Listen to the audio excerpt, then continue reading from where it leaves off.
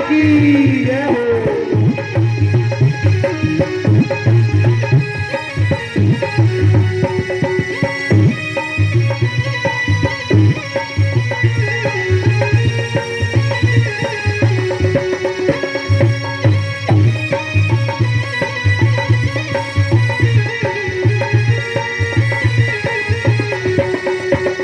जिस रंग में जिस ढंग में जिस संग में रहो, जिस रंग में जिस ढंग में जिस संग में रहो, जिस रंग में जिस ढंग में जिस संग में रहो, जिस रंग में जिस ढंग में जिस संग में रहो। ओम नमः शिवाय, ओम नमः शिवाय, ओम नमः शिवाय कहो। ओम नमः शिवाय, ओम नमः शिवाय, ओम नमः शिवाय कहो।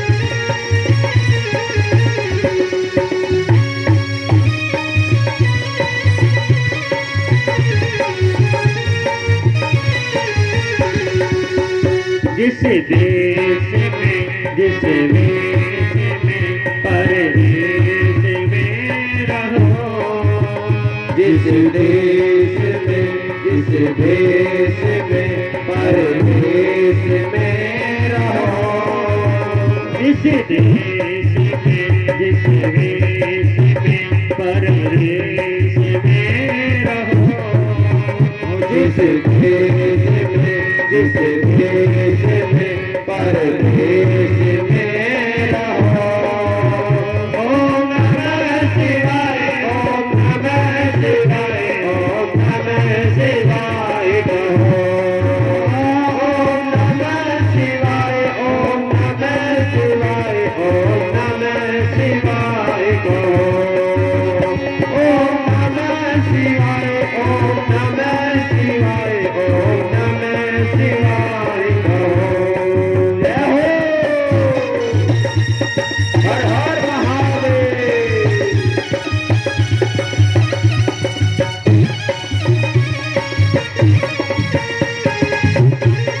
शंकर भगवान की जय हो।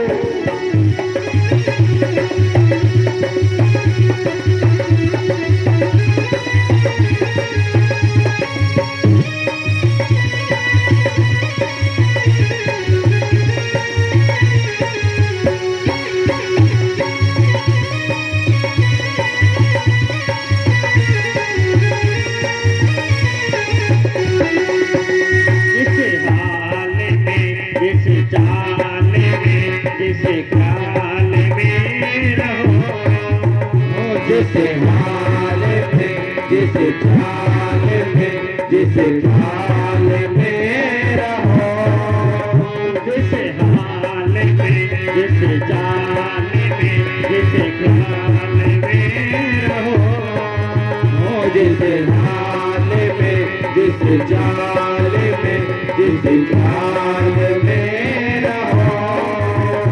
ओम नमः शिवाय, ओम नमः शिवाय, ओम नमः शिवाय कहो। ओम नमः शिवाय, ओम नमः शिवाय, ओम नमः शिवाय कहो। ओम नमः शिवाय, ओम नमः शिवाय, ओम नमः शिवाय कहो। जय हो।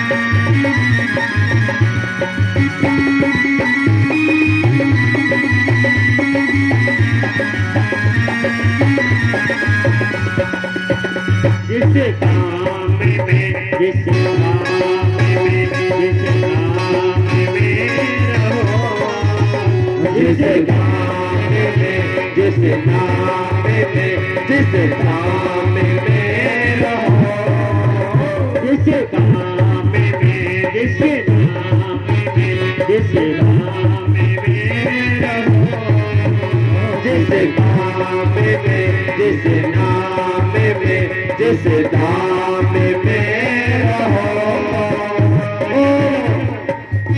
कहीं भी रहो तो एक ही नाम जबान पर होना चाहिए। क्या? ओम नमः शिवाय, ओम नमः शिवाय, ओम नमः शिवाय, ओम नमः शिवाय, ओम नमः शिवाय, ओम नमः शिवाय कहो।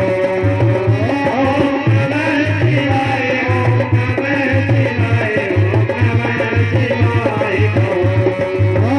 ओम नमः शिवाय, ओम नमः शिवाय, ओम नमः शिवाय कहो।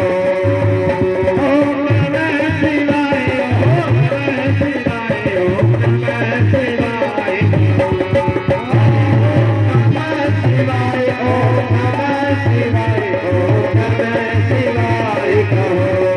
मस्ती के साथ गाइए। ओम नमः शिवाय, ओम नमः शिवाय, ओम नमः शिवाय कहो। ओम नमः शिवाय, ओम नमः शिवाय, ओम नमः शिवाय कहो। ओम नमः शिवाय, ओम नमः शिवाय, ओम नमः शिवाय कहो। ओम नमः शिवाय, ओम नमः शिवाय, ओम नमः शिवाय कहो। ओम नमः शिवाय, ओम नमः शिवाय, ओम नमः शिवाय कहो। बोले शंकर भगवान की, श्री शिव महापुराण की। तो आइए सभी भक्त भगवान की कथा को सुनने के लिए अलग अलग जगह से, अलग अलग ब्लॉक से पहुंचे आए हुए सभी भक्तों का हार्दिक अभिनंदन है, स्वागत है व्यासपीठ के द्वारा। सभी अपना अपना स्थान ग्रहण करके बड़ी शांति के साथ भगवान की कथा सुने।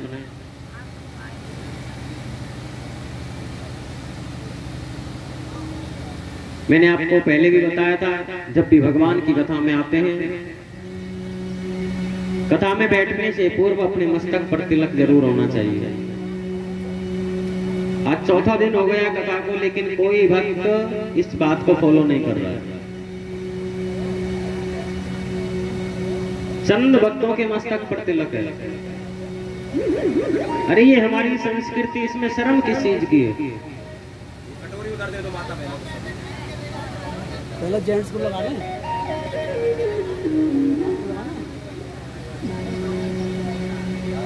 आपके मस्तक पर तिलक होगा, आपके गले में कंठी होगी, आपके सिर पर शिखा होगी, हाथ में कलावा और मुख में भगवान का नाम होगा, तो आप धीरे धीरे धीरे धीरे भगवान के करीब पहुंचते चले जाओगे। भगवान की भक्ति में अकस्मात ही डल जाओगे।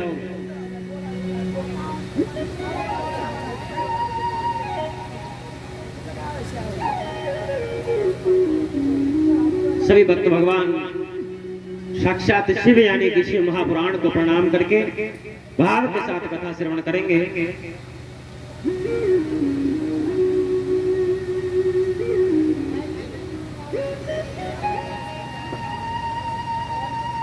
श्री सूत जी महाराज के समक्ष शौनक आदि ऋषि विराजमान हैं।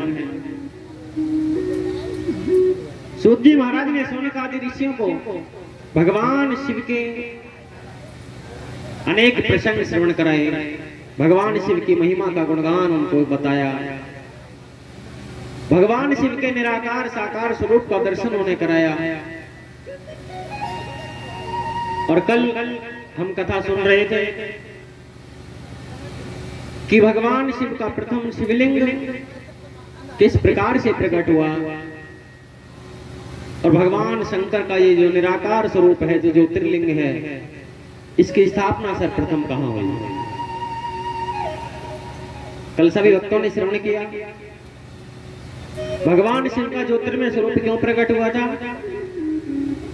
बताएंगे। कल की कथा में आप सबने सुना था भगवान शिव का जो ज्योतिर्मय स्वरूप है वो क्यों प्रकट हुआ था? आप बताओ बहन जी।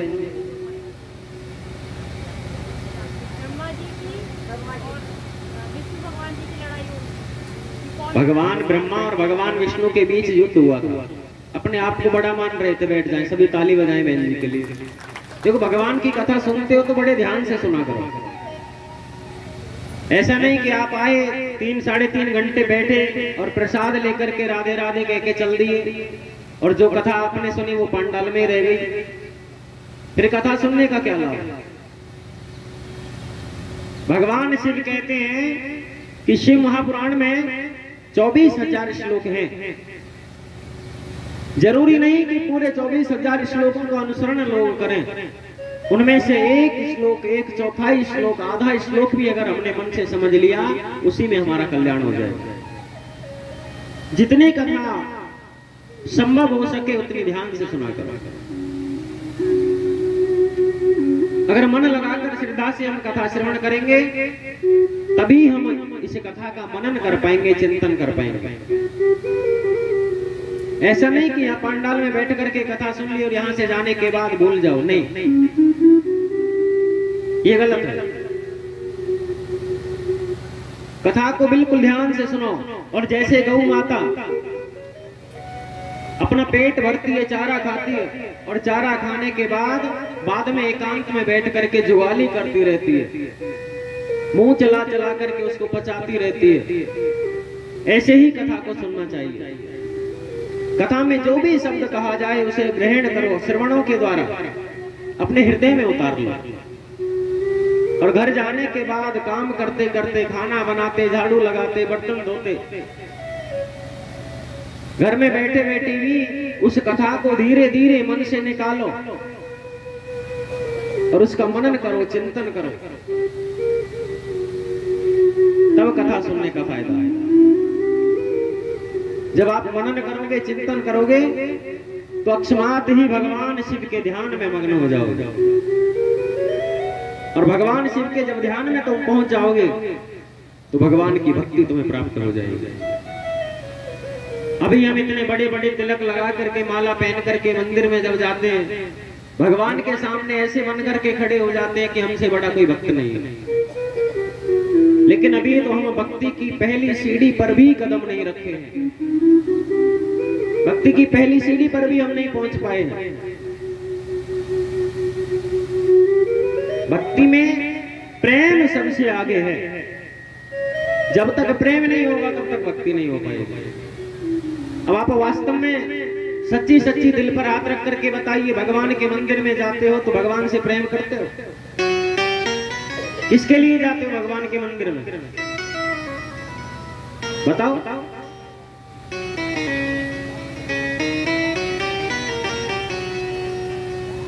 भगवान के मंदिर में किस लिए जाते हो? भगवान हमारा बेटा बेटी सुखी रहे, हमारे बच्चे खूब पढ़े लिखे। भगवान से प्रेम कहाँ किया? बच्चों से प्रेम किया। बच्चों के लिए मांगने के लिए जाते हो ना, तो भगवान से प्रेम कहाँ होगा? कभी भगवान को भगवान से मांगा है? कभी भगवान से ये कहा है कि भगवान तुम हमारे घर चलो? बस अपनी लिस्ट सुनाई और चल दिए। ये काम तुमको करना होगा, करना पड़ेगा, ऐसा नहीं। जब तक प्रेम नहीं है, जब तक समर्पण नहीं है, तब तक भक्ति नहीं हो सकती। भगवान के प्रति वो प्रेम होना चाहिए जिस प्रकार आप अपने शरीर से प्रेम करते हैं, आप अपने बेटा बेटी से प्रेम करते हैं, आप अपने धन से प्रेम करते हैं। एक पल भी आपके आंखों के आगे से अपनी संतान बिछड़ जाए तो आपका कलेजा हिलने लग जाता है। ऐसा ही प्रेम भगवान के प्रति होना चाहिए। एक पल भी भगवान मन से निकल जाए, ध्यान ना रहे, तो आपको लगना चाहिए कि मैं कुछ भूल रहा हूं, मैंने कुछ छोड़ दिया है। तब प्रेम है, तब भक्ति है।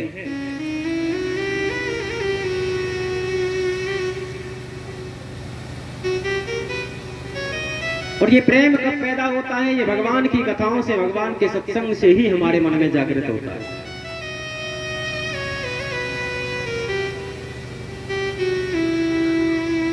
कल की कथा में शौनक जी महाराज ने प्रश्न किया था और सूत जी महाराज ने उत्तर दिया कि भगवान की भक्ति कैसे की जाए, भगवान का ध्यान कैसे किया जाए। उन्होंने फिर प्रश्न किया कि भगवान के कौन से स्वरूप का पूजन करें, ये दोनों स्वरूप अलग अलग कैसे हैं?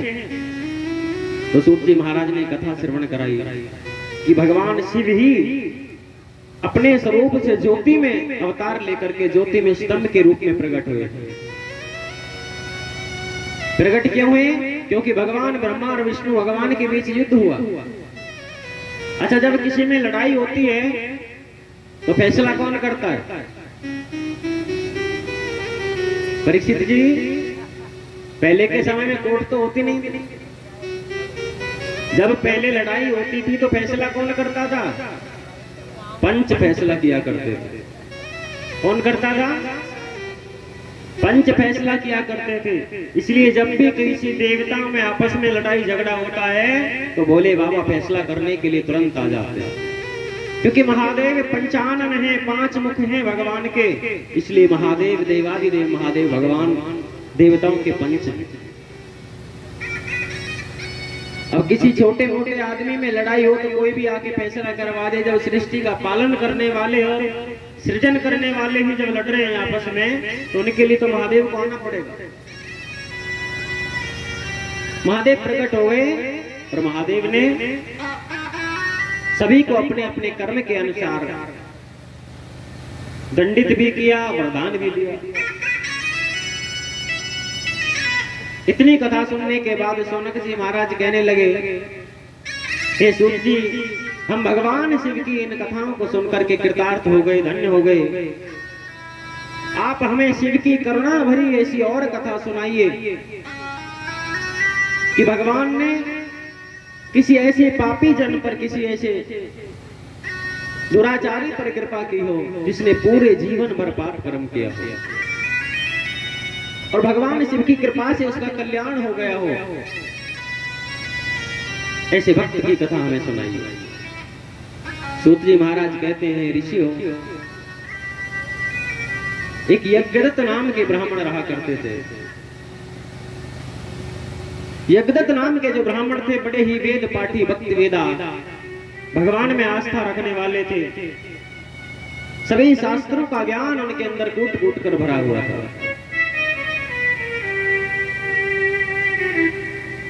उनकी सम्मान, उनके मान सम्मान और उनकी प्रतिष्ठा की जो चेतना थी वो दूर दूर तक फैली हुई थी।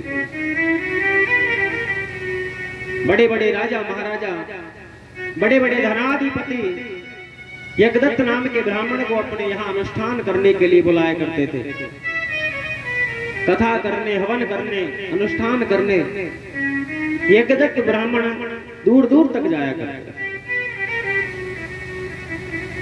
बड़े ही सात्विक और धर्मित ब्राह्मण थे।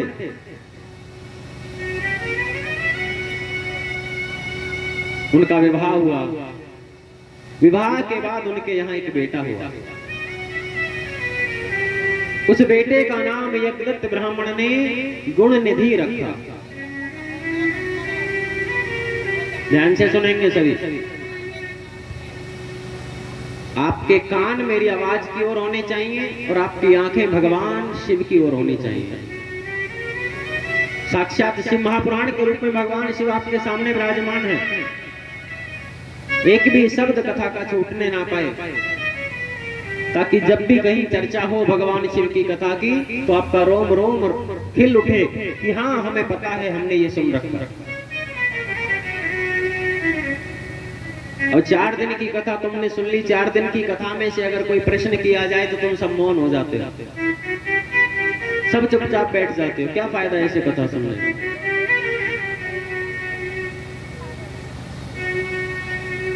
यज्ञदत्त ब्राह्मण का नाम जो बेटा हुआ था उसका नाम गुणनिधि रखा। लेकिन उस गुणनिधि में, अच्छा नाम देखो कितना अच्छा रखा है, गुणनिधि। गुण निधि का अर्थ होता है कि संपूर्ण गुणों की जो खान है वो गुण निधि है, लेकिन उसके अंदर गुण एक भी नहीं है, बस नाम का गुण निधि है। उसके जितने भी कर्म हैं वो सारे धर्म से विपरीत आचरण है, विपरीत कर्म। बेटा बेटी बिगड़ता कब है? जब माता पिता उसकी परवरिश में कमी छोड़ देते हैं।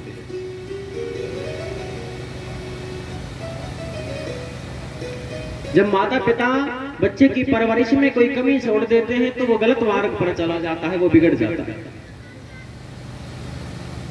वो गुणनिधि जब बड़ा हुआ, 8 साल उसकी उम्र हो गई, तो ब्राह्मण ने उसके सभी संस्कार किए समय से।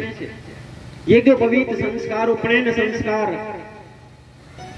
इत्यादि जो 16 संस्कार होते हैं, आजकल तो संस्कार हमारे घर से बिल्कुल विदाई हो गए। हमारे युवा पीढ़ी को, हमारे बच्चों को संस्कारों के बारे में पता ही नहीं, संस्कार होते क्या। 1-2 संस्कार हम जानते हैं, विवाह संस्कार हो गया और अंतिम संस्कार हो गया,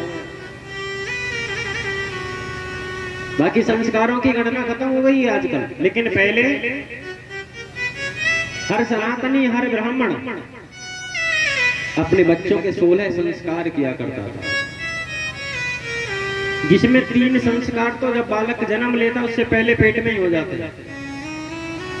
अब पूछेंगे पेट में कैसे हो जाते हैं? जब बच्चा गर्भ में होता है तो उस समय माता को क्या खाना पीना चाहिए, ये भी बच्चे के संस्कार पर निर्भर करता है। जैसा माता खाएगी वैसे ही बालक की बुद्धि बनेगी। माँ को क्या सुनना चाहिए? आजकल की माताएं बहनें जब गर्भवती होती हैं तो रिमोट हाथ में होता है, बेड पर फिल्में देखती होती है पड़ी पड़ी। लेकिन पहले की माताएं क्या करती थी? गर्भवती होने के बाद भगवान की सेवा करती थी, कथाएं सुनती थी, वृद्ध जनों के पास में बैठती थी, दादी नानी से भगवान की लीलाएं कहानी सुना करती थी। तो जैसी वो सुनती थी वैसा ही असर उस बालक के स्वभाव पर आता था। इसलिए हमें अपने बच्चों की परवरिश पर बहुत ज्यादा ध्यान देना चाहिए। वो बालक जब 8 साल का हुआ, ब्राह्मण ने सभी संस्कार उसके किए, लेकिन गलती ये रह गई कि उन यज्ञदत्त ब्राह्मण के पास समय बिल्कुल नहीं था। बहुत ज्यादा व्यस्त रहते थे पूजा पाठ में। सुबह घर से निकलते अनुष्ठान करने, यज्ञ करने, कथाएं करने, रात्रि को आते थे। अब माँ घर पर अकेली रहती थी। अब पिता के जाने के बाद वो बालक निडर हो जाता। अब माता ज्यादा लाड़ लड़ाती है ना बेटा बेटी से, वो कुछ कहती नहीं। अब वो जो गुण निधि था वो घर से निकल जाता और घर से निकल करके गलत दोस्तों की संगति उसे मिल गई, गलत लोगों का संग उसे मिल गया। छोटी सी उम्र में ही जुआरियों के साथ रहने लगा, जुआ खेलने वाले लोगों के साथ। उनके साथ रहते रहते वो जुआ खेलना सीख गए। अब धीरे धीरे वो बहुत बड़ा जुआरी बन गया। अपनी माता के बिना बताए, पिता को बिना बताए घर में जो कीमती चीजें थी वो जुए में हारने लगा। धीरे धीरे उसकी लत ऐसी बन गई कि अब वो सुबह निकलता घर से और रात्रि को पिता आ जाने तक भी वो घर नहीं लौटता था। कई बार ब्राह्मण पूछा करते कि गुणनिधि कहाँ है, तो ब्राह्मणी जवाब देती कि अभी वो पढ़ रहा है, आ जाएगा। एक दिन ब्राह्मण बोले कि पढ़ाई तो उसकी पूरी हो चुकी है, अब क्या पढ़ रहा है? बोले तुम्हें नहीं पता, मेरा बेटा बहुत लाडला है, अभी वो और आगे पढ़ना चाहता है। अब ब्राह्मण ज्यादा ध्यान नहीं देते, पत्नी की बातों पर विश्वास कर लेते। अब धीरे धीरे वो बालक जब बहुत ज्यादा इस जुए की लत उसमें लग गई। अब एक दिन माता ने बहुत समझाया कि बेटा ये रास्ता गलत है, तो इस रास्ते को छोड़ दे, इस रास्ते को त्याग दे।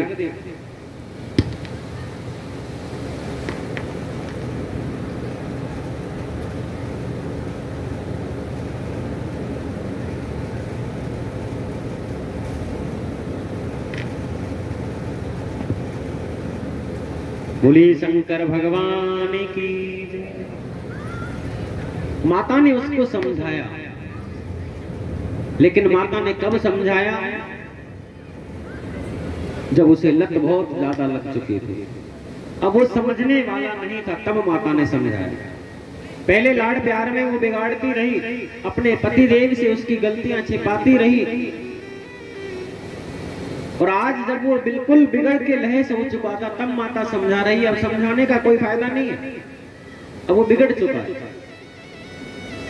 इसलिए बेटा बेटी जब पहली गलती करे तभी उसको ताड़ना मिलनी चाहिए। आपने देखा होगा कुम्हार जब घड़ा बनाता है, जब तक वो मिट्टी गीली होती है तब तक उस मिट्टी को कितना भी बड़ा कितना भी छोटा आकार वो दे सकता है। चाहे तो उसी मिट्टी से वो बहुत बड़ा घड़ा भी बना सकता है, चाहे उसी मिट्टी से छोटी सी सुराही भी बना सकता है। लेकिन जब वो घड़ा बन करके तैयार हो जाता है, अग्नि में उसे पका दिया जाता है, उसके बाद उसके आकार को बदला नहीं जा सकता। उसके बाद यदि हम बदलने की कोशिश भी करेंगे तो वो घड़ा फूट ही जाएगा, और कोई उसके अलावा कुछ चारा नहीं, घड़ा फूटेगा। इसी प्रकार जब किसी पेड़ की डाली को तोड़ा जाता है, जिस समय वो हरी होती है, उस डाली को कैसे ही मोड़ करके उसको कितना भी टेढ़ा मेढ़ा आकार दिया जा सकता है, वो टूटेगी नहीं। लेकिन जब वो सूख जाती है और सूखने के बाद जरा सा अगर हम उसको मोड़ने की कोशिश करते हैं तो एकदम से वो टूट जाती है।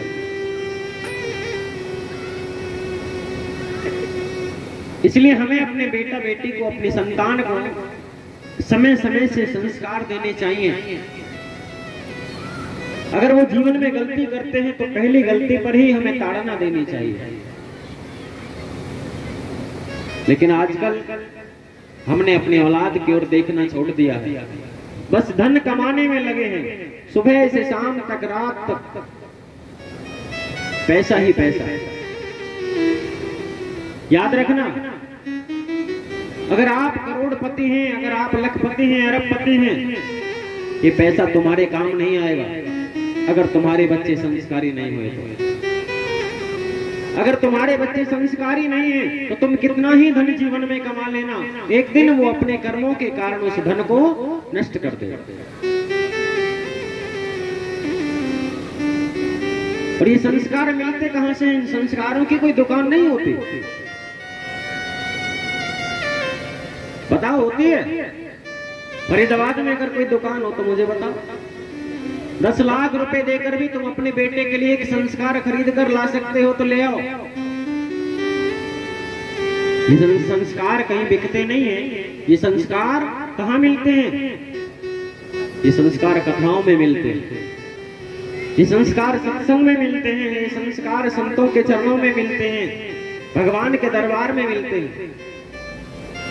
अगर संस्कार की कोई जगह है तो वो ये स्टडी है, ये स्कूल है जो ये चल रहा है, यहाँ संस्कार मिलते हैं। इसलिए मैं कथाओं में अक्सर कहा करता हूँ कि ज्यादा से ज्यादा अपने बच्चों को कथा में लेकर के आइए।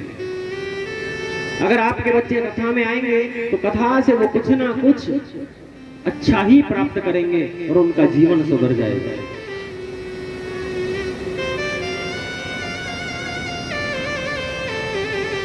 अब वो गुणनिधि प्रतिदिन जुआ की आदत में ढल गया और घर की बड़ी कीमती कीमती वस्तुओं को वो रोज हारने लगा।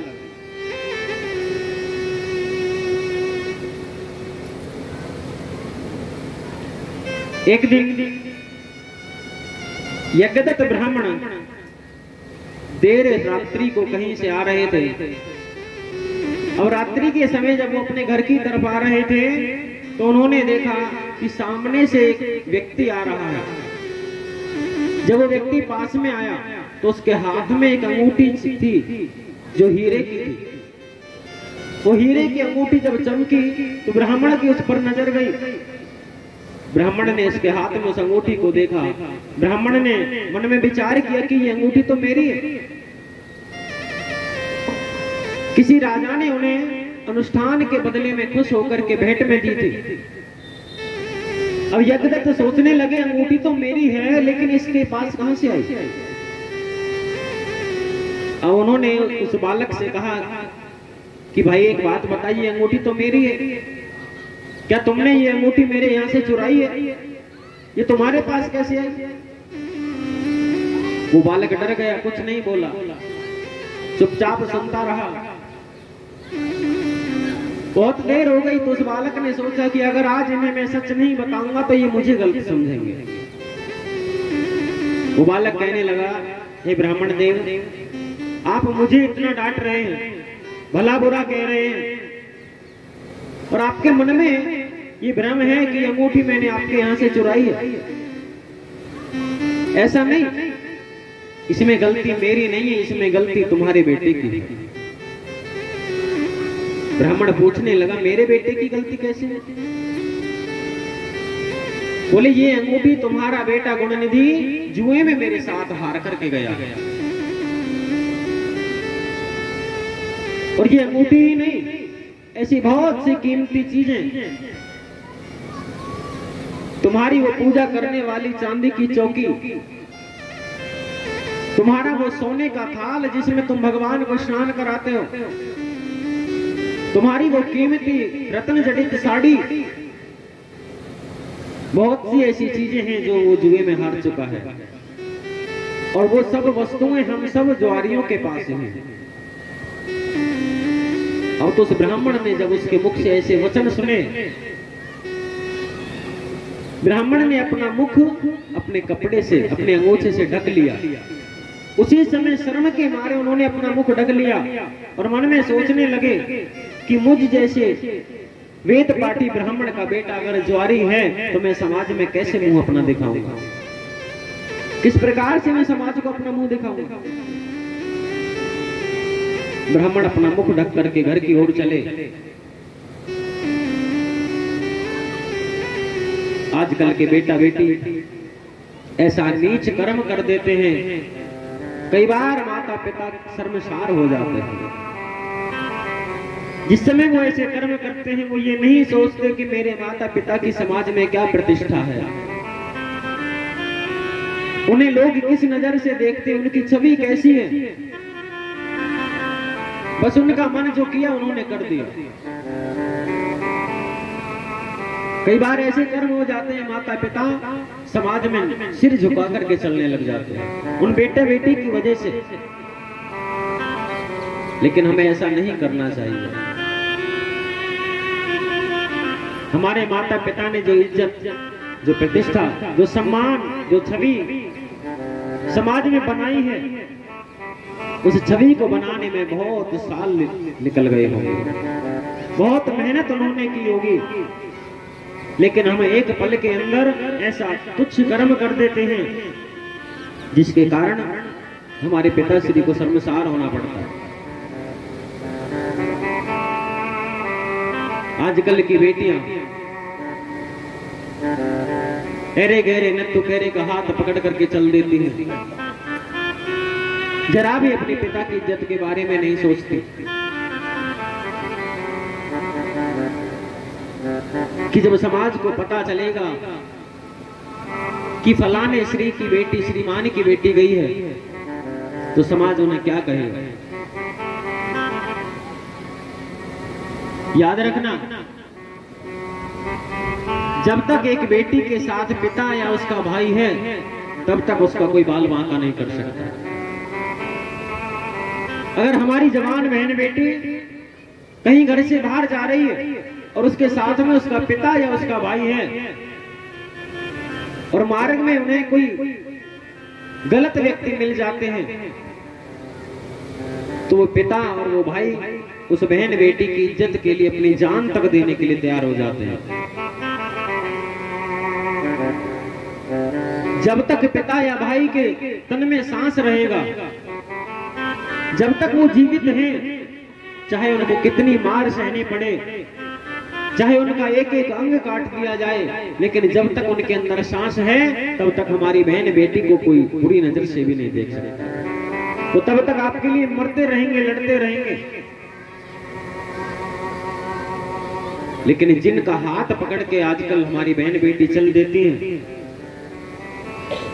जिन्हें अपना बेस्ट फ्रेंड वो मान लेती हैं, बिना सोचे बिना समझे कि अगर वो उनके साथ हो और जब ऐसी हालात आ जाए तो वो कब तक उनके साथ रहेगा, कब तक वो उसके साथ खड़ा रहेगा।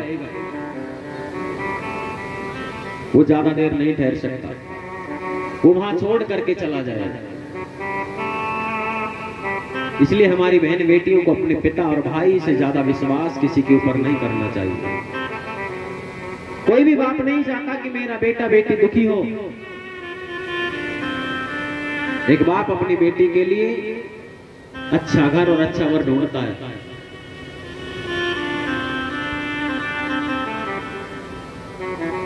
लेकिन ये कब समझेंगे आज के बच्चे? जब उन्हें संस्कार मिलेंगे। और संस्कार कब मिलेंगे? जब वो सत्संग में आएंगे, कथाओं में आएंगे, रामचरितमानस पढ़ेंगे या सुनेंगे, उनको पता चलेगा कि हमारा धर्म क्या है। जब आपका बेटा रामचरितमानस पढ़ेगा तो आपका बेटा राम बन जाएगा। जब आपकी बहू रामचरितमानस पढ़ेगी तो उसमें सीता जैसे गुण दिखाई देंगे। रामचरितमानस जीवन जीना सिखाती है। इसलिए इस अंग्रेजी और साइंस के साथ साथ हमें अपने बच्चों को अध्यात्म की भी शिक्षा देनी चाहिए। उन्हें बताना चाहिए कि हमारा देश, ये हमारा हिंदुस्तान, ये हमारा भारत, ये ऐसी पावन भूमि है जहां भगवान राम कृष्ण स्वयं अवतार लेकर के आए हैं। हमारे भारत की हर बहन बेटी मां सीता है, हर बालक राम है। लेकिन ये संस्कार कब?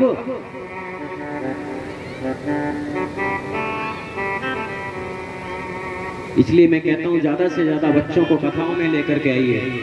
ये कथाएं आपके बच्चों का जीवन बना देंगे। जीवन जीना कथा सिखाती है।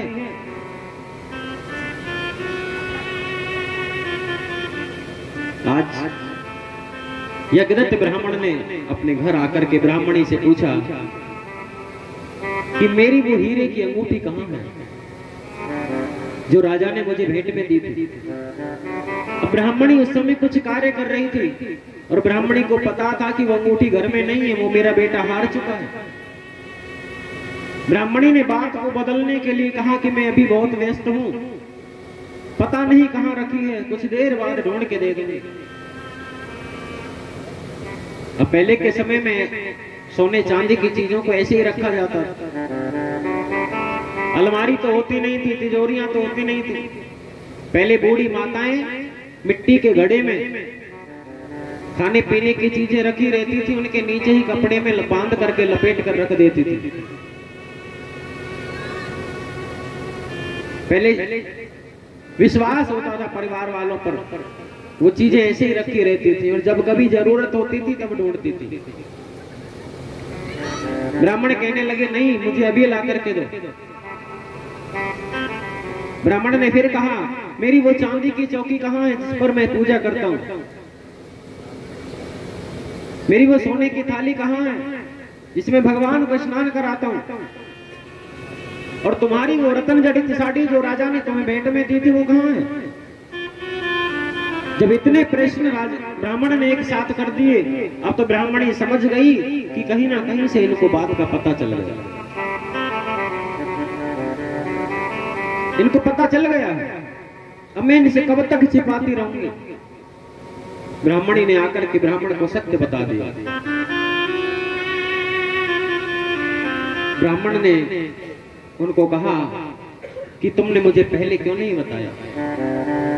जब मेरा बेटा पहले दिन जुआ खेलने गया तो उसी दिन तुम मुझे बताती।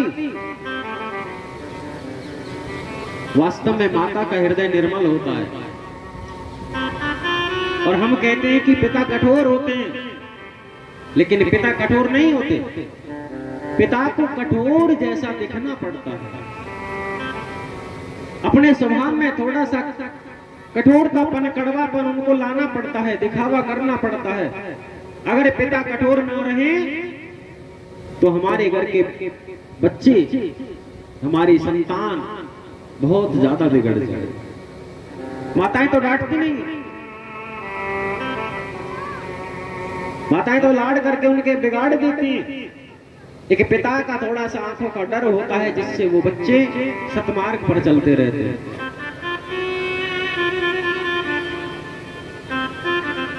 इसलिए देवियों को चाहिए कि वो अपने बच्चों का ख्याल रखें, क्योंकि भाई लोग धनार्जन में लगे रहते हैं, धन कमाने में व्यस्त रहते हैं, परिवार का गुजारा करने में व्यस्त रहते हैं। एक माताएं हैं जो हर समय अपने बच्चों के पास रहती हैं। माता ही अपनी औलाद को संस्कार देती हैं। अगर माता चाहे तो वो अपने बालक को धरो और प्रहलाद जैसा भगत बना सकते हैं। माता चाहे तो अपने बालक को हिरण्याकश्यप और रावण जैसा दुष्ट भी बना सकते हैं। बच्चों का भविष्य माता के हाथ में होता है।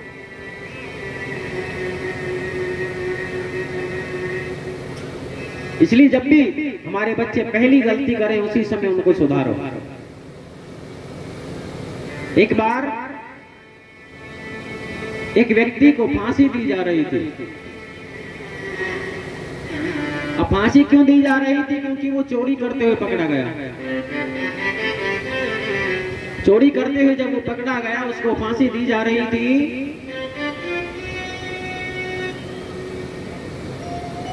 तो उससे पूछा गया कि भाई तुम्हारी आखिरी इच्छा क्या है? उस व्यक्ति ने कहा कि मेरी आखिरी इच्छा है, मैं अपनी मां के दर्शन करना चाहता हूं। और लोग बड़े खुश हुए कि कितना अच्छा आदमी, देखो अंत समय में अपनी मां के दर्शन करना चाहता हूं। अभी मरना है, कुछ देर बाद फांसी दी जाएगी और मां के दर्शन की इच्छा है। बहुत अच्छा बच्चा। तो उसकी मां को बुलाया गया। मां आई, मां दूर खड़ी देख रही है, उदास है, रो रही है। वो बेटा कहने लगा कि मां, आज मेरा आखिरी दिन है, आज के बाद मैं इस दुनिया में नहीं रहूंगा, मुझे फांसी दे दी जाएगी। क्या आज आकर के एक बार मुझसे गले नहीं मिलोगी? मुझे सीने से नहीं लगाओगी? उसकी बातों को सुनकर मां नजदीक गई और जैसे ही मां उसको गले लगाने लगी, उस बालक ने जोर से मां के गाल पर थप्पड़ मार दिया। लोगों ने देखा, पूछे भाई ये तूने तो बहुत गलत कर दिया, ऐसा क्यों किया? बोले साहब, जब मैं छोटा था ना, तो स्कूल से बच्चों की पेंसिल,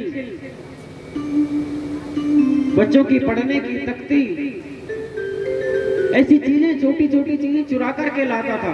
तो मेरी माँ आकर के मुझे शाबाशी देती थी, बेटा बहुत अच्छा किया, मुझे तेरे लिए खरीद कर नहीं लानी पड़ेगी। मैं और थोड़ा बड़ा हुआ तो एक दिन मैं पड़ोसी के बछड़े की गले के उस रस्सी को खोल लाया और माँ को आकर के दिया। तो माँ ने शाबाशी दी कि बेटा अब हमारी गाय जब ब्याएगी तो उसका बछड़ा होगा, ये उसके काम आ जाएगी, रख दे। अगर ये थप्पड़ माँ उस दिन मेरे गाल पर मार देती जब मैंने पहली चोरी करी, तो आज मुझे फांसी पर नहीं चढ़ना पड़ा। इसलिए मैंने थप्पड़ मारा।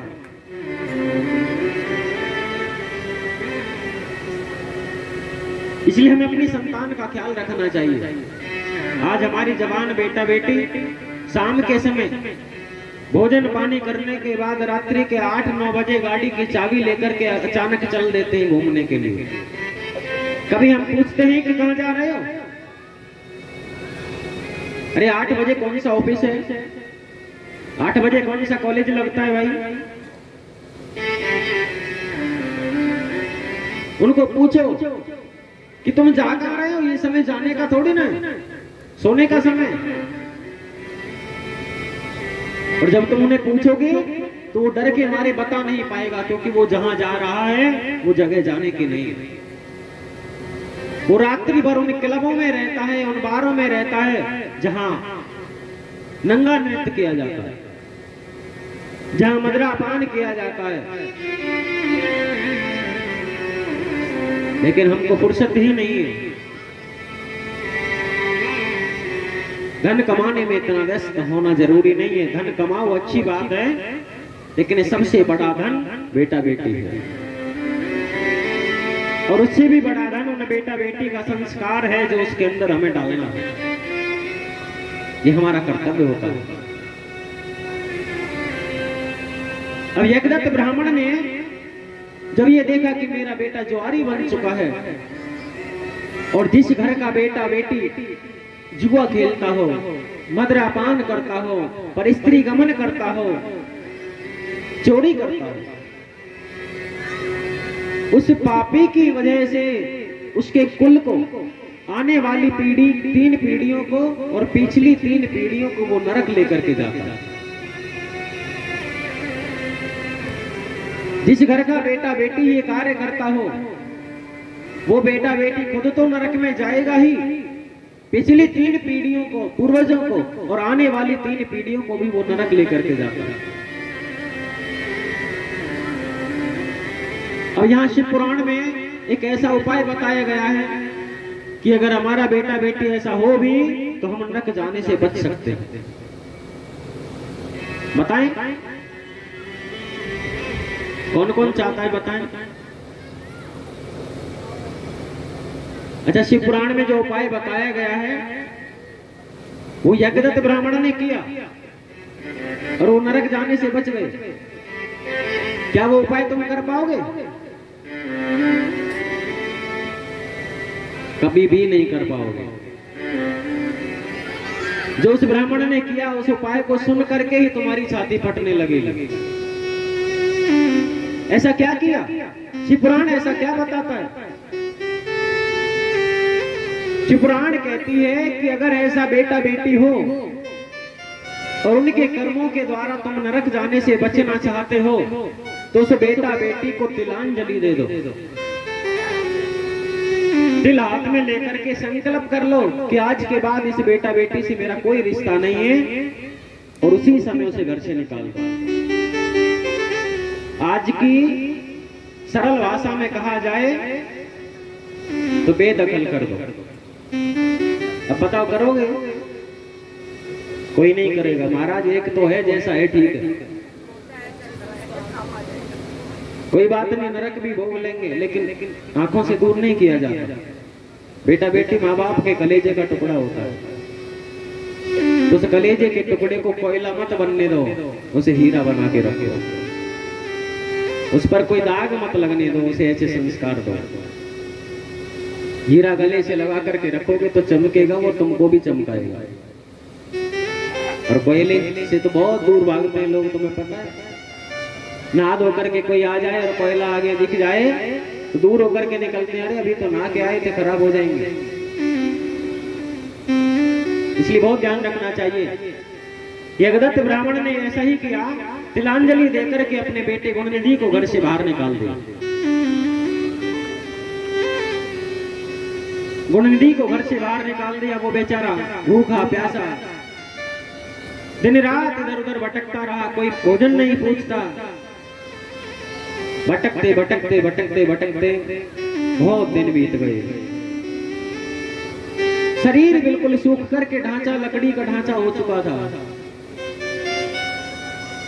खाने पीने को कुछ मिलता नहीं, पैसे हैं नहीं, काम धंधा कोई करता नहीं, रहने के लिए छत नहीं है। जहां मर्जी आए, जहां नींद आ जाए वहीं धरती में पड़ जाए। मैले कुचले एक ही जोड़ी वस्त्रों से वो घर से निकला, वस्त्र फट गए। भूख प्यास से व्याकुल तड़प तड़प करके एक दिन वो इधर उधर भोजन की तलाश में घूम रहा था। और जब भोजन की तलाश में घूमते घूमते रात्रि हो गई, तो रात्रि की उस अंधेरे में उसे एक बहुत बड़ा प्रकाश दिखाई दिया। उसने पास जाकर के देखा तो वहां भगवान शिव का बहुत बड़ा मंदिर था। और उस मंदिर में अनेक प्रकार के लाइटें जल रही थी, प्रकाश हो रहा था, बहुत से भक्त वहां आए हुए थे। और उस दिन संयोगवश महाशिवरात्रि का दिन था। महाशिवरात्रि के दिन भगवान शिव के भक्त में वहां भंडारा कर रहे थे, प्रसाद बांट रहे थे। उस गुणनिधि ने विचार किया कि अगर मैं यहाँ मंदिर में जाऊं तो मुझे कुछ खाने को मिल जाएगा, लेकिन सोचा कि मेरे इतने मैले कुचले वस्त्र हैं फटे, और मुझ भिखारी को कौन खाने के लिए देगा, मुझे कोई अंदर प्रवेश भी नहीं करने देगा। वो मंदिर के बाहर खड़ा रहा, इंतजार करता रहा, किसी ने उसको कुछ नहीं पूछा। पागलों जैसी हालत थी। उसने मन में विचार किया कि रात्रि हो जाएगी और 10, 11, 12 बजे तक ये सब भक्त चले जाएंगे और जो यहाँ रहेंगे वो सब सो जाएंगे। उस समय में मंदिर में प्रवेश करूंगा और कहीं ना कहीं कुछ ना कुछ प्रसाद मुझे मिल जाएगा, वो प्रसाद चोरी करके मैं अपना पेट भरूंगा। ऐसा मन में विचार किया। अब रात्रि हो गई, सब भक्त अपने अपने घर चले गए। मंदिर के जो पुजारी लोग थे वो सब सो गए। सभी लाइटें बंद हो चुकी थी। मंदिर में कुछ दीपक जल रहे थे, वो भी धीरे धीरे बुझने लगे। अब वो गुणनिधि उस मंदिर में प्रवेश करने लगा। उसने जाकर के देखा भगवान शिव के देवालय में सभी दीपक बुझ चुके थे, बस एक दीपक जल रहा था। उस दीपक में घी तो था, परंतु उसकी बाती बिल्कुल खत्म होने वाली थी। मंदी मंदी वो जल रही थी, अंधेरा हो रहा था। उसने मन में विचार किया कि अगर ये दीपक बुझ गया तो अंधेरा हो जाएगा, मैं प्रसाद कैसे ढूंढ पाऊंगा, खाने पीने की वस्तुएं मुझे कैसे दिखाई देंगी। ऐसा मन में विचार करके उस गुणनिधि ने अपने अंग वस्त्र को फाड़ा और उसकी बाती बना करके उस दीपक में लगा दी और भगवान शिव के मंदिर में प्रकाश हो गया। बोलिए शंकर भगवान की। शिव के मंदिर में उस बालक ने अपना अंग वस्त्र फाड़ करके दीपक जला दिया, उससे प्रकाश हुआ। और उस दीपक के उजियाले में उसने देखा वहां कुछ प्रसाद के पात्र रखे थे, उनमें कुछ प्रसाद रखा था। दोनों हाथ लिए और पात्र में से दोनों हाथ प्रसाद से भर लिए। एक मुट्ठी प्रसाद उसने वहीं खा लिया और खा करके दोनों मुट्ठी फिर दोबारा से भर करके वो जैसे ही भागने लगा, नीचे जो पुजारी सोए हुए थे जमीन पर, उनमें किसी में उसका पैर लग गया। अब पुजारी हड़बड़ा करके उठे, उन्होंने शोर मचाया, चोर है, पकड़ो पकड़ो। तो आसपास जो घर थे वहां से लोग दौड़ करके आए, उसकी हालात को देखा, वो देखने में बिल्कुल चोर जैसा दिखाई दे रहा। तो वहां के लोगों ने उसको पीटा, बहुत ज्यादा पिटाई की और इतनी ज्यादा पिटाई की कि पीटते पीटते वो गुणनिधि उस मंदिर के अंदर ही मर गया। मंदिर के अंदर ही उसके प्राण निकल गए। और जब उसके प्राण निकले तो यम के दूत उसको लेने के लिए आए। यम के दूत पास में बांध करके ले जाने वाले ही थे कि तुरंत भगवान शिव के गण वहां उपस्थित हो गए और कहने लगे कि नहीं, इसे तुम यम लोग नहीं ले जा सकते, ये भगवान शिव के धाम जाएगा। यमदूत बोले, भाई इसने ऐसा क्या किया? अरे पूरे जीवन भर इसने जुआ खेला, चोरी करी, माता पिता ने इसको घर से निकाल दिया, ऐसा तुच्छ कर्म करने वाला ये पापाचारी गुणनिधि यमलोक जाने के लायक है और तुम कहते शिवलोक जाएगा। भगवान शिव के गण कहने लगे, तुम्हें नहीं पता, इसने ऐसा बहुत बड़ा दान किया है अपने अंत समय में, इस दान के करने से महादेव जल्दी ही प्रसन्न हो जाते हैं। इसने अपने जीवन में कोई पुण्य कर्म नहीं किया हो, लेकिन अंत समय में इसने एक दीप दान भगवान शिव के मंदिर में किया।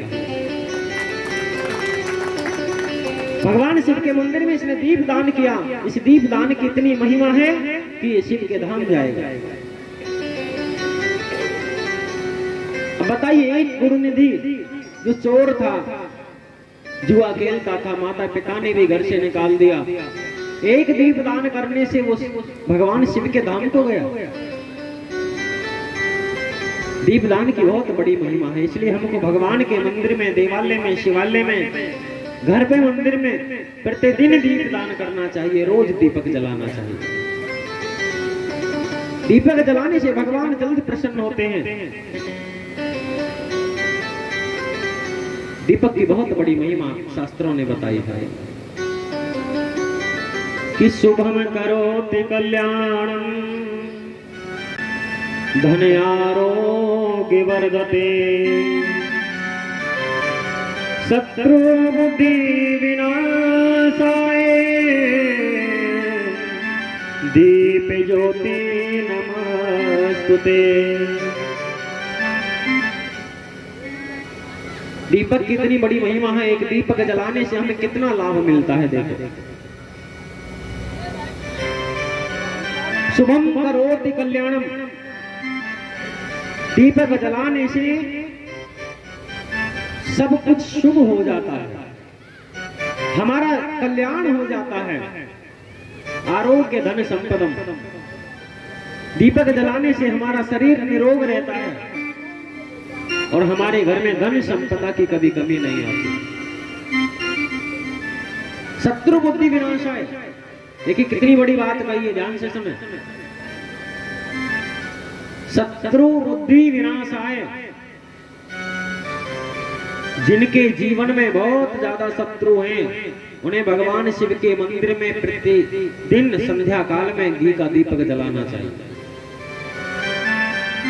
एक घी का दीपक भगवान शिव के देवालय में जलाने से शत्रु बुद्धि विनाशाय, वो शत्रु की बुद्धि का विनाश कर देगा, जितने दुश्मन हैं।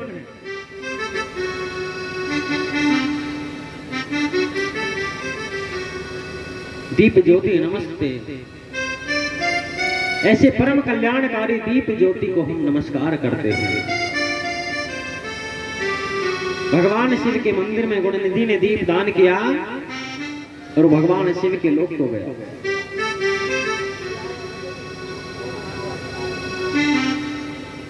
भगवान शिव कल्याण करने वाले हैं।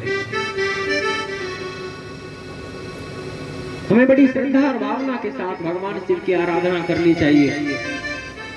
कब तक करुणा नहीं करेंगे, कब तक कृपा नहीं करेंगे। जो चोर था, जुआरी था, उसका क्या नाम था? गुणनिधि। और भगवान शिव कौन है? भगवान शिव का नाम है दयानिधि। दयानिधि ने गुणनिधि पर दया करी तो वो हम पर भी दया करेंगे। इसलिए हर समय भगवान शिव के ध्यान में लगे रहो, भगवान की भक्ति में लगे रहो। कब तक दया नहीं करेंगे जब नाम ही दयानिधि है।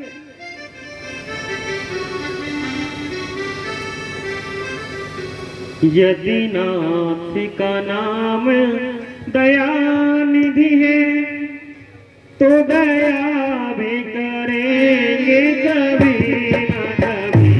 यदि नाथ का नाम दयानिधि है तो दया भी करेंगे कभी न कभी। यदि नाथ का नाम दयानिधि है तो दया भी करेंगे कभी न कभी। यदि